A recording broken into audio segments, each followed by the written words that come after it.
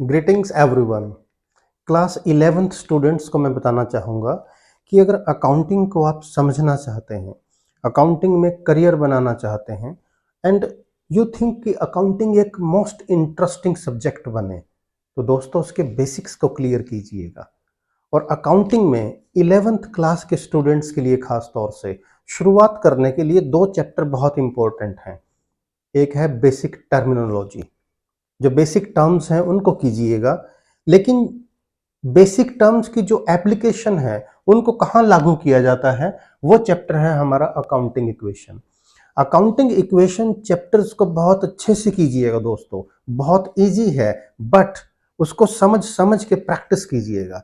उसमें आपको पता चलेगा डिफरेंट एसेट्स कौन कौन सी होती हैं, लाइबिलिटीज कौन कौन सी होती हैं, एक एसेट दूसरी एसेट में कैसे कन्वर्ट होती है, लाइबिलिटी की पेमेंट करते हैं तो क्या इफेक्ट होता है, जब हम डेटर्स से पैसा कलेक्ट करते हैं एट ए डिस्काउंट क्या इफेक्ट कहाँ कहाँ पड़ता है, इसी तरह जब हम क्रेडिटर्स को पेमेंट करते हैं एट ए डिस्काउंट उसका कहाँ कहाँ इफेक्ट पड़ता है। यकीन मानिए, अकाउंटिंग इक्वेशन अगर आपने अच्छे से कर ली तो ये मान के चलिए अकाउंट्स में आगे बढ़ने से आपको कोई नहीं रोक सकता। एक कहावत है ना, well begin is half done.